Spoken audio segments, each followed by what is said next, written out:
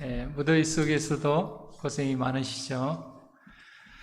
오늘은 순종은 고역이 아니다 하는 제목으로 말씀의 은혜를 나누기를 원합니다.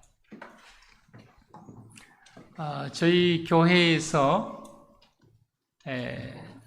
통행하는 길이 두 개가 있습니다. 저쪽 전남여고 쪽으로 빠져나가는 길이 있고, 또 최근에 길이 개통돼 가지고 뒤쪽으로 가는 길이 있습니다. 아는 것처럼 이쪽 그 KT 큰 길에서 들어오는 길은 일방 통행 길입니다. 그런데 이제 저희 아이들이 이제 가끔 집에 와서 이렇게 터미널에 데려다 줄 때가 있습니다. 그러면 제가 늘 하는 말이 30분 전에는 집에서 출발을 해야 된다. 그래야 늦지 않고 여유 있게 도착을 한다. 늘 그렇게 얘기를 합니다. 근데 뭘 준비하고 어쩌다 보면은 한 20분, 어떨 때는 한 15분 남겨놓고 나올 때가 있어요. 그러면 제가 굉장히 마음이 답답합니다. 그리고 혹 차를 놓칠까봐. 그래서 원래는 이렇게 2번 이렇게 나가가지고 전남역을 한 바퀴 빙 돌아서 이렇게 가는 방법이 있고, 아니면 새로 난 길로 가면은 나가가지고 우회전해서 유턴해서 이렇게 가는 방법이 있습니다. 근데 좀 빨리 가는 방법이 하나가 있는데, 그것은 일방 통행로로 조금만 가면은 갈 수가 있습니다. 그런데 막 마음이 급하고 막 시간은 얼마 안 남았을 때 이쪽 일방 통행로로 이렇게 비상등을 켜고 그렇게 가서 갑니다. 그런데 마음이 편하지는 않아요. 너무 해피하다, 행복하다 이러지는 않는다 그 말이에요. 우리가 하나님의 말씀대로 사는 것이 좀 고생이 될 때가 있어요. 불편할 때가 있어요. 근데 조금만 이렇게 부분적으로 순종하면 편할 때가 있어요. 좀 이득을 얻을 때가 있어요. 근데 뭐 하지는 않아요? 편하거나 행복하지는 않아요. 순종은 고역이 아니다. 여러분 어떻게 생각하십니까? 순종은 고역이다 생각하는 사람이 있고, 순종은 고역이 아니다 이렇게 생각하는 사람도 있어요.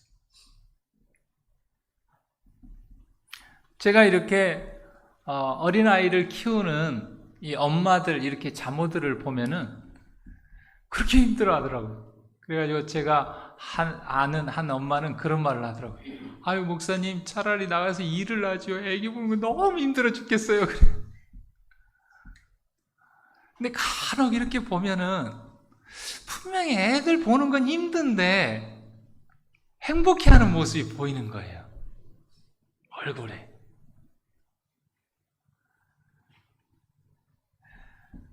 어떨 때 순종이 고역이 아닌가? 그것은 사랑이 있고 없고의 차이입니다.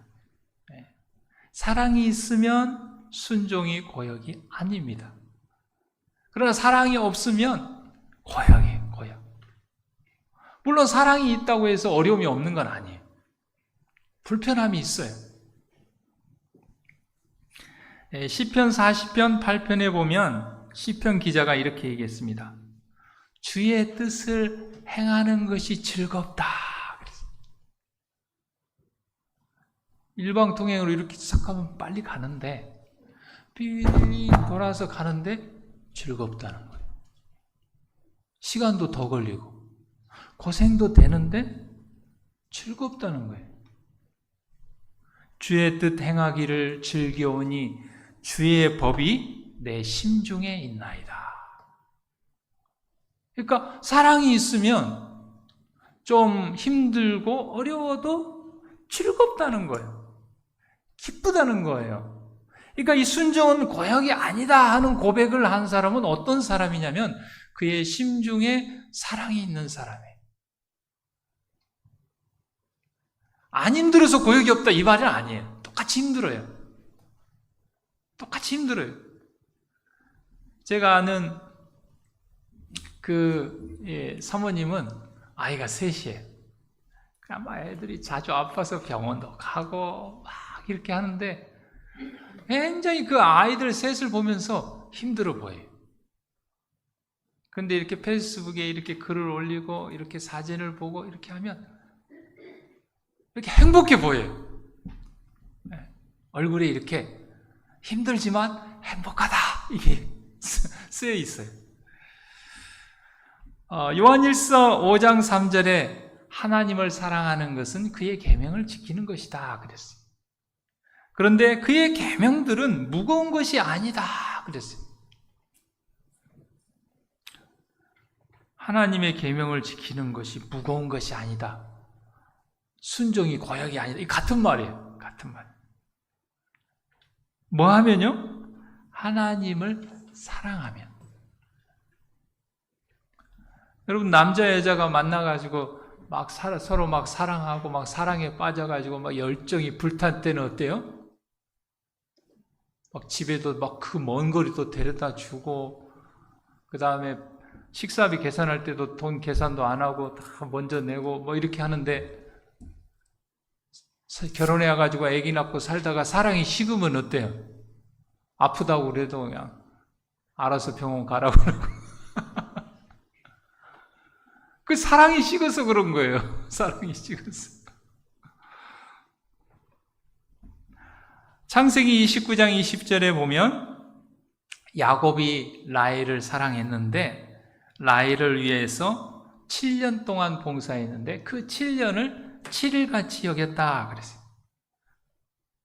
7년하고 7일은 엄청난 차이 아닙니까?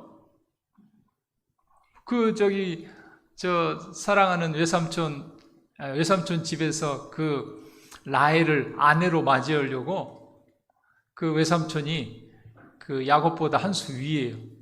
너 라헬 사랑하지? 너 라헬 아내로 맞이하려면 무보수로 7년 봉사하면 내가 딸 줄게 그런 거예요. 근데 나중에 속여가지고 또 레아를 넣어줘가지고 14년을 봉사하고 또 6년을 또 더 봉사하고 20년 봉사했죠. 그런데 라헬을 위해서 봉사한 7년이 뭐 그냥 7일 봉사하는 것 같았다 그랬어요. 성경의 그 이유는 야곱이 라헬을 연애하여 사랑하여 그랬다 그랬어요. 그래서 그 야곱에게는 그 7년이 고역이 아니었다 하는 것이죠.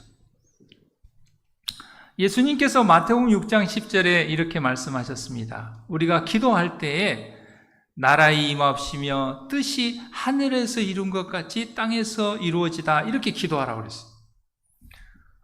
하늘에서 하나님의 뜻이 어떻게 이루어졌는가 하는 것을 우리가 또 살펴보기를 원합니다. 하나님의 나라는 두 종류의 나라가 있습니다. 은혜의 나라와 영광의 나라가 있습니다. 은혜의 나라는 지금 이 땅에서 우리의 마음속에 건설되는 나라입니다.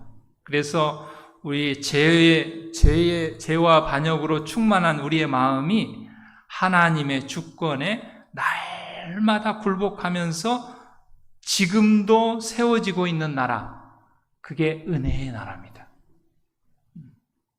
그래서 하나님의 나라가 여기 있다 저기 있다 하지 말고 너의 마음이 있다 그렇게 얘기했잖아요, 예수님께서. 그러니까 오늘 하루 우리가 하나님의 주권에 우리의 죄된 마음을 거기에 굴복하면 우리의 마음에 은혜의 나라가 세워지는 거예요, 이미. 그때 우리는 뭐 한 거예요? 이미 하늘을 경험하게 되는 거예요. 천국은 예수님 재림 후에 하늘에 가서만 천국을 경험하는 것이 아니라 이 땅에서도 하나님의 주권에 우리의 죄된 마음을 굴복하면 은혜의 나라가 우리의 마음에 세워지는 거예요. 우리의 가정에서 우리의 죄된 마음을 사랑의 주권에 계속 굴복하고 예수님처럼 헌신하고 희생하고 봉사하면 우리의 가정은 작은 천국이 되는 것입니다.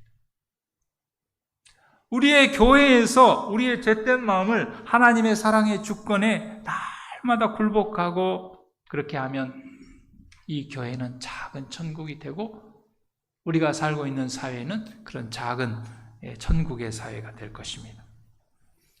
그리고 영광의 나라는 예수님 재림할 때 그때 세워지는 나라입니다. 모세가 광야에서 떨기나무 아래에서 하나님을 만났을 때 하나님께서 모세에게 이렇게 말씀하셨습니다. 이리 가까이 오지 말라. 내가 선 곳은 거룩한 땅이니 내 발에서 신을 벗으라 그랬어요. 그래가지고 제가 어떤 교회 심호할 때는 어떤 장로님께서 여기 출애굽기 3장 5절에 보면은 신을 벗으라고 그랬다. 그래서 교회는 절대 신발 신고 오면 안 된다. 여러분 교회 올 때 신발 신고 오셨어요? 벗고 오셨어요? 그럼 이 성경 말씀이 어긴 거예요.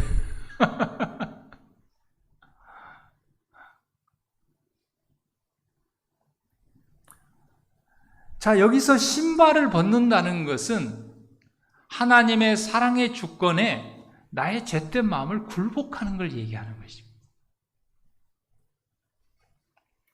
룻기에 보면 룻에게 정말 그 보아스보다도 더 가까운 친척이 있었습니다. 그래서 그 가까운 친척이 이 룻을 아내로 맞이하겠다고 하면은 보아스가 그 사람에게 양보를 해야 됩니다. 보아스는 그 사람보다 좀 먼 친척이었으니까요. 그런데 그 제일 가까운 그 친척이 만약에 그 룻을 아내로 맞이하면 내가 손해가 나겠다. 그러면서 나는 룻을 아내로 맞이하지 않겠다. 그렇게 얘기를 했습니다. 그러면 그것을 말로만 그렇게 하면 안 되고 많은 증인 앞에서 그걸 포기한다는 표현을 해야 돼요. 근데 그 표현이 뭐냐면 자기 신발을 벗어가지고 던지는 거예요. 그래서 여기 룻기 4장 7절에 보면 옛적 이스라엘 중에는 모든 것을 무르거나 교환하거나 포기한다는 표시로 그의 신을 벗어서 그의 이웃에게 주었다. 그런 전례가 있었다. 그런 증명의 관습이 있었다 그랬습니다. 그래서 8절에 보면 그 기업 물을 자가 보아스에게 네가 이 룻을 아내로 맞이하라 그러면서 신을 벗어서 보아스에게 줬습니다. 그것이 바로 뭐 하는 거예요? 자기의 권리와 자기의 생각과 자기의 뜻을 포기하는 걸 얘기하는 것입니다. 우리가 하나님 앞에 나올 때, 성경 앞에 설 때 우리는 우리의 신발을 벗어야 돼요. 그러니까 오늘 교회 올 때 그냥 그 육신의 신발을 벗고 오라는 뜻이 아니고 성경 말씀은 내가 지금까지 경험한 것, 내 생각, 내 신념 이걸 내려놓고 오라는 거예요. 그리고 온전히 하나님의 사랑의 주권에 하나님의 말씀에 굴복하라는 거예요. 그럴 때 하나님의 나라가 세워지는 것입니다. 그런 땅이 바로 좋은 땅입니다. 우리가 마태복음 13장에 보면 길가밭, 그 다음에 돌밭, 가시떨기밭, 좋은 밭, 네 종류의 밭이 있잖아요. 그래서 좋은 밭은, 좋은 땅은 좋은 마음을 얘기합니다. 그래서 좋은 마음은 하나님의 말씀을 듣고 깨닫고 거기에 순종하는 거예요. 그래서 결실해서 100배, 60배, 30배 열매를 맺는 것입니다. 이 부분에 대해서 실물교훈에서는 이렇게 이야기했어요. 성령의 역사에 자신을 굴복시키는 사람이 바로 좋은 마음, 착한 마음, 좋은 땅이다. 그것이 바로 신발을 벗는 거예요. 그것이 바로 하나님의 사랑의 주권에 나의 죄된 마음을 굴복하는 거예요. 성령의 역사에 자신을 굴복하는 거예요. 성령의 역사에. 제가 아이들을 터미널까지 태워다 줘야 되는데 10분밖에 안 남았어요. 그래서 일방통행로로 얼른 지나가고 싶어요. 근데 성령께서 그렇게 하지 마라. 그렇게 하지 마라. 설령 차를 놓친다 할지라도 그리 가지 말고 좀 힘들더라도 돌아가라. 아이고, 하나님 눈 짱긋 감고 조금만 이렇게 가면 되는데요. 조금만 한 2분만 눈 감아 주세요. 그것은 하나님의 사랑의 주권에 굴복하지 않는 거예요. 그러면 하나님의 사랑의 주권이 우리를 힘들게 하려고, 고생시키려고, 우리를 잘못된 길로 하려고 그런가? 그렇지 않다. 그렇지 않아요. 하나님의 그 섭리와 뜻이 어디에 있는지 우리가 알 수 없어요. 그러나 하나님은 사랑의 하나님이기 때문에 항상 우리의 유익을 위해서 일하시요. 우리가 손해보는 것 같지만, 힘든 것 같지만, 그래서 그때 내 생각과 내 경험과 내 뜻을 그냥 하나님의 그 사랑의 주권에 성령의 역사에 꽉 굴복할 때, 그때 하나님께서는 은혜의 왕국을 우리의 마음에 세우시는 것입니다. 그런 사람은 자기의 죄를 고백하고 하나님의 자비와 사랑의 필요를 느끼는 자들이에요. 그는 진리를 알고자 하고 그것을 순종하고자 진정으로 열망하는 사람들. 그냥 진리만 읽고 듣고 그치는 것이 아니라 그것에 뭐 하려고 하는 사람이요? 순종하려고 하는 사람을 이야기합니다. 하나님의 나라가 임하시고 뜻이 하늘에 이룬 것 같이 땅에서 이루어지이다 하는 이러한 기도는 이 땅에서 악의 통치가 끝나고 죄가 영원히 소멸되고 의의 나라가 건설되게 해달라는 기도입니다. 우리의 최고의 봉사는, 가장 큰 봉사는 하나님의 뜻을 실행하는 것입니다. 그런데 하늘에서 천사들이 봉사할 때에, 하늘의 뜻을 행할 때에 천사들이 율법주의의 정신으로 하지 않았다 그랬어요. 여러분, 율법주의적인 정신으로 하는 것은 무엇입니까? 가인과 같은 제사를 얘기합니다. 자기 행함으로 자기 죄를 용서받으려고 하는 거예요. 누가복음 18장에 바리새인과 같은 신앙을 얘기합니다. 자기의 죄를 가져오지 않고 자기의 공로를 가지고 구원받으려고 하는 거예요. 탕자의 형과 같은 사람입니다. 그는 집을 나가지는 않았어요. 그러나 그는 아들로서 일한 것이 아니라 종으로서 일을 했습니다. 예수님 당시에 많은 종교자들이 그렇게, 지도자들이 그렇게 했습니다. 심지어는 근처의 11조, 깻잎을 수확을 하면 1장, 2장, 3장, 4장, 5장, 6장, 7장, 8장, 9장, 10번째 장은 11조. 깻잎 한 장도 구별해서 하나님께 드렸다고 말해요. 그런데 뭐 하지 않았어요? 의와 인과 신은 버렸다 그랬어요. 천사들이 하늘에서 봉사할 때, 천사들이 하늘에서 하나님의 뜻을 이룰 때, 하나님의 뜻을 실행할 때 종으로가 아니라 아들로서 했다 그랬어요. 여러분, 종과 아들의 차이는 뭡니까? 사장하고 직원하고 차이가 뭐예요? 요즘 MZ세대들은 공무원이든지 어떤 일에서 일하든지 하여튼 6시 퇴근이면 6시 딱 퇴근해야 된답니다. 그래가지고 6시에 퇴근했는데, 예를 들어서 윗사람이 왜 할 일도 남았는데 왜 6시에 퇴근해? 이렇게 얘기하잖아요. 그 인권위원회 고발을 해가지고 아주 그 상사가 아주 곤욕을 치른다고 그럽니다. 그래가지고 요즘은 그 업무가 남잖아요. 그러면 그 요즘 신입 그 직원들은 정시 퇴근하고 그 옛날 세대 그 위에 있는 팀장, 부장들 그거 남은 일 다 하고 간대요. 참 요즘 젊은 사람들이 그런 생각도 틀린 생각은 아닌 것 같아요. 그런데 마음이 어떠냐는 굉장히 중요합니다.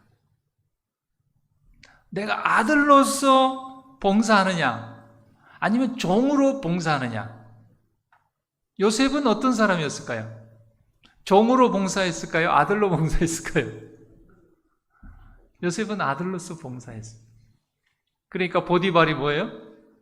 요셉아, 너 이제 종 하지 말고 아들 하자. 아들은 보수를 아무것도 안 받는 것 같지만 결국 그 모든 것이 다 누구 거예요? 아버지 것이? 아들 거예요. 보디발은 요셉에게 모든 창고의 열쇠를 다 줬습니다. 왜요? 일 하나 시킬 때마다 종으로 하지 않고 아들로서 하니까 너 그냥 아들 해라. 내 아들 하자. 내가 그냥 다 믿고 맡기마.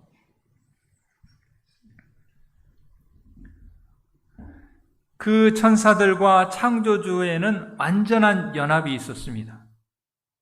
그랬기 때문에 그들에게 있어서는 하나님의 뜻에 순종하는 것이 고역이 아니었다. 하나님을 사랑했기 때문에 봉사가 기쁨이었다 그랬어요. 여러분, 하나님의 뜻을 이루기 위해서 우리가 하는 봉사들, 그것이 가정에서든지 아니면 직장에서든지 교회에서든지 우리가 사랑으로 아들로서 한다고 하면은 우리의 봉사는, 우리의 일은 기쁨이어야 된다는 것이죠. 언제 은퇴할까? 은퇴만 해봐라. 내가 이제 먹고 살려니까 어쩔 수 없이 이거 일을 하지. 고역이죠, 고역.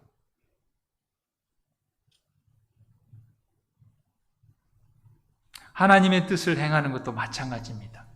그래서 예수님께서 우리에게 기도하라고 하실 때 뜻이 하늘에서 이룬 것 같이 땅에서도 이루어지다. 그 말씀은 천사들이 하나님의 뜻을 행할 때에 종으로가 아니라 율법주의 정신으로 하는 것이 아니라 아들로서 하고 사랑으로서 기쁨으로 한 것처럼 저희들도 이 땅에서 하는 모든 봉사가 기쁨으로 사랑으로 아들로서 하게 해주세요 하고 기도하라는 거예요. 그럴 때 여러분, 우리 부모님들 아들 양육하는 것이 고역이 아니고 기쁨이 될 것입니다.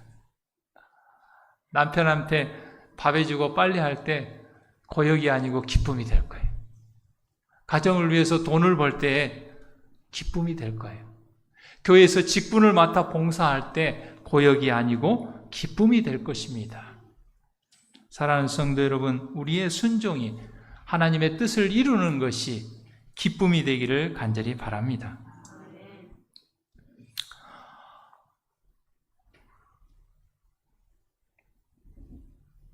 제가 학창 시절에 아마 기억으로는 한 고등학교, 그 다음에 대학, 또 군대 생활을 마치고 이렇게 나올 때까지 제 몸무게가 65kg를 넘지 않았습니다.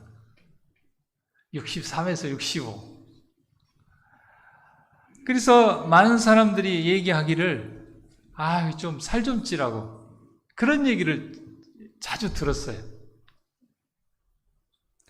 근데 이제 제가 삼육대학에 이제 향학을 갔다 오고 이제 그렇게 한 뒤로부터 몸무게가 조금씩 늘더라고요.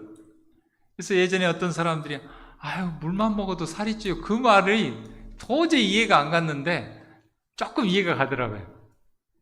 이렇게 입맛이 좋아지고, 그래서 이제 방문하다가 식당에 가면 막 한 그릇 먹을 것도 두 그릇 먹게 되고, 또 인스턴트 그런 것을 먹게 되고, 간식을 하게 되고, 그 다음에 저녁 늦게 또 막 뭐 라면도 끓여 먹고, 그러니까 이게 몸무게가 이렇게 조금씩 늘어나는 거예요. 그러더니 이제 최근에는 80kg를 넘어갔어요. 그래가지고 이제 우리 아이들도 그러고 우리 성은이 엄마도 그렇고 살을 빼요. 배 나오니까 이거 보기 싫다는 거예요. 뱃살을 빼야 된다는 거예요. 그때 이제 급기야 우리 성은이 엄마가 그 수동으로 측정하는 혈압기를 구입을 했습니다. 인터넷으로. 그래가지고 하루에도 몇 번씩 막 손을 내밀라는 거예요. 그래가지고 이제 아니나 다를까 혈압을 쟀는데 제가 2년 전에 제가 그 생년이 홀수기 때문에 2년 전에 이제 건강검진을 하고 올해 이제 건강검진을 해야 되는데 무서워서 건강검진을 못 가고 있어요. 이제 정확히 2년 전에 120에서 80 혈압이 정상 혈압이 나왔어요. 저희 아버지 어머니도 고혈압이고 제 형제들도 고혈압이고 다 고혈압 약을 먹어요. 정말 이제 하여튼 대학교 3학년 때 신앙을 받아들인 이후로 어찌됐건 채식이제 식사를 하고 신앙생활을 하면서 고혈압하고는 늘 거리가 있는 그런 삶을 살았고 그렇게 장담을 했는데 혈압이 이제 높게 나온다는 거. 그러니까 얼른 위생내과 가가지고 그 진찰을 받고 약을 타다 먹어야 된다는 거예요. 제가 말을 안 들으니까 이제 큰딸에까지 전화를 해가지고 이제 막 압력을 그래서 이제 제가 지난주에 이제 합회 회의가 있어서 합회 이렇게 가는 길에 이제 위생내과를 찾아갔습니다. 그 좀 한 5분, 10분 기다리는데 막 긴장도 되고, 그래가지고 이제 진찰실에 들어갔더니 장로님께서 이렇게 딱 자동 측정기로 탁 재는데 혈압이 높게 나왔어요. 그러니까 이제 수동으로 또 재시더라고요. 딱 재고는 경계선에 있대. 경계선에. 그러면서 이제 물어보시는 거예요. 언제부터 혈압이 높아졌냐? 그래서 2년 전에 건강검진할 때까지는 정상이었는데 이제 최근에 이렇게 설명을 드렸어요. 그랬더니 이제 2년 전과 비해서 이렇게 몸무게가 이렇게 얼마나 늘었냐? 그랬더니 한 5kg 이상은 는 것 같아요. 말씀을 드렸어요. 그때 장로님께서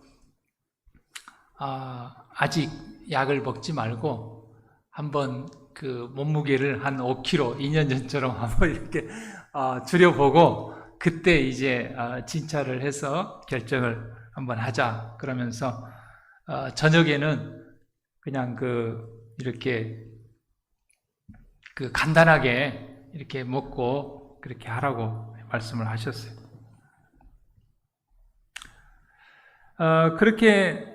그래서 이제 제가 좀 얼마 안 됐습니다만 한 일주일밖에 안 됐죠. 조금 주의를 하고 그랬더니 이제 그 80kg 아래로 이제 떨어지기는 떨었어요. 80kg 경계선에 썼어요. 그래서 이제 또 어김없이 어제 또 손을 내밀라고 그래서 손을 또 이렇게 재보니까 혈압이 이제 조금 떨어지기는 했습니다.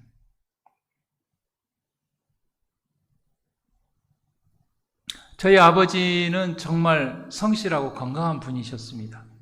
그래서 담배를 어느 정도 시간이 지났을 때 끊으셨는데 이제 술을 끊지는 못하셨어요.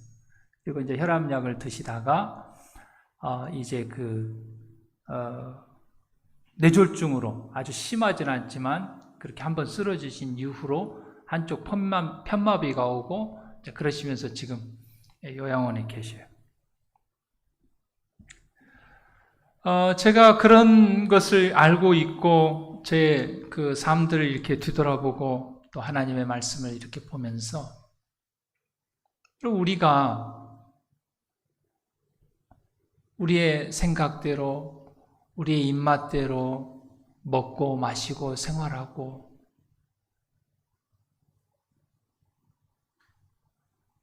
그렇게 할 때에 자칫하면 작은 것을 놓고 큰 것을 잃어버릴 수 있다는 것이죠. 물론 하나님의 말씀에 순종하는 것이 어려운 것은 사실이에요. 먹고 싶은 거 있을 때 막 마음대로 먹고 막 이렇게 하면 얼마나 편하고 좋습니까? 근데 만약에 만약 고혈압으로 인해서 뇌졸중이 와서 쓰러진다고 하면 어떻게 할 겁니까? 하나님을 위해서 아직 봉사할 일이 많이 있는데 하고 싶어도 못하는 것이죠. 우리가 하나님께 봉사할 때, 하나님의 뜻을 이룰 때 우리가 율법적인 정신으로 하지 아니하고 종으로 하지 아니하고 아들로서 사랑으로 하나님의 뜻을 실행할 때, 기쁨으로 할 때, 즐거움으로 할 때 하나님께서는 우리에게 진정한 축복을 허락하시는 것입니다. 사랑하는 성도 여러분, 우리가 주기도문을 외우고 뜻이 하늘에서 이룬 것 같이 땅에서도 이루어지이다 하고 기도할 뿐만 아니라 하나님의 뜻이 우리의 개인에게, 우리의 마음에, 우리의 가정에, 우리의 교회에, 우리의 일터에, 우리가 살고 있는 이 사회에서 이루어지도록 기도하고 또 그렇게 순종하는 저와 여러분이 되기를 간절히 바랍니다.